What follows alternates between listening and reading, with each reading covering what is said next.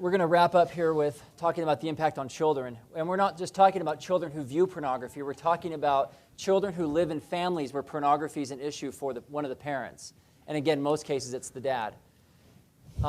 We often think that, children, when they're little, like what they don't know or what they can't see won't hurt them.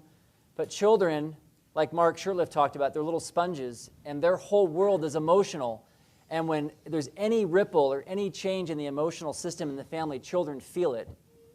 I mean, children can even feel when you're unavailable on the telephone, and they become more clingy or demanding. They're very sensitive to the emotional climate.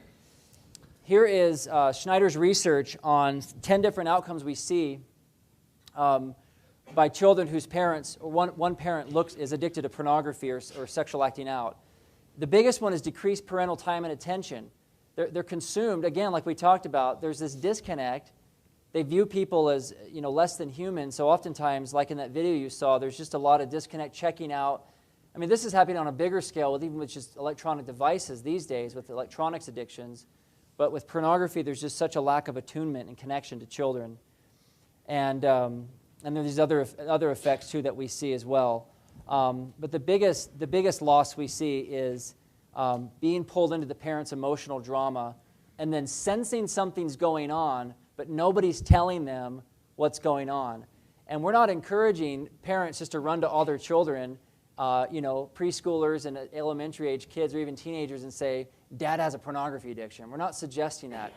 But we are suggesting that it's critical to talk to children about the emotional climate. Mom and I are really struggling right now. Things are just tough right now. You've probably felt some things that are off, or you've noticed that Mom's been tearful. Dad and Mom are really struggling, or Dad's done some things to hurt Mom. It's important to validate what they're feeling already. 2 tools to use when you're discussing how much to tell children is, number 1, how well can that child keep a confidence? How well can they keep and talk to safe people about what they're going through, what their family is going through? And second, how much can that child emotionally process? What age are they at? And it's difficult to say by numeric age, because all of us who have children know that some children are less mature than their age and some children are more mature than their age. But it takes a healthy discussion to kind of find that point. You want to do the audio?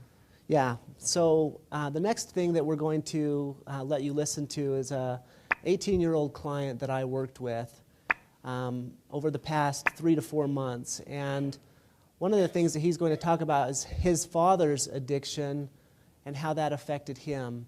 So when he was 14 years old, he walked in on his father looking at pornography. And for 4 years, he kept that secret, not telling anybody until he came to therapy. And I want you to notice you're actually going to hear him describe what that was like for him. And this is him as an 18-year-old talking about 4 years ago. But notice the double messages. Notice how he speaks about his father, who can't really deal with relational issues and pushes them off onto the mother. When I was 14 years old, I stayed up late in my house, and I caught my dad looking at porn. At least it looked like it. And then when I confronted him about it, he told me, he said he wasn't, and he made up some excuse, and then a year later, I actually caught him in the act, and he said he'd stop and everything like that, but he didn't, and it's just affected me, my family, negatively the whole time. I feel like he's, I don't know, more distant emotionally from the family. He's not there for most of us. He's either, when he's not at work, he's either sleeping or on his iPhone. And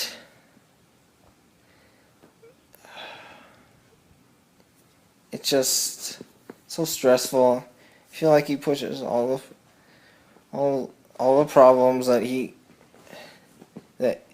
encounters on someone else, mostly my mom. And so much trouble. We try to help. Okay, you could feel the pain in this young man's life. And another quick example, this is from a 13-year-old girl that I worked with. She didn't know her father had a pornography addiction until the divorce happened. And she tried to forgive, and this is what, I asked her to draw a picture. She was a very creative person, and so I wanted to give her an avenue to kind of express what it was like for her to be with her father. So I just said, draw a picture for me of you and your dad in the room together. And this is what she drew, or painted actually. And she feels like she wants to forgive. Everything inside her thinks it's just black and white to forgive, but she can't, because he's just so disconnected from her. And when she's with him, it feels like there's this snake or serpent always behind her. She feels kind of creepy.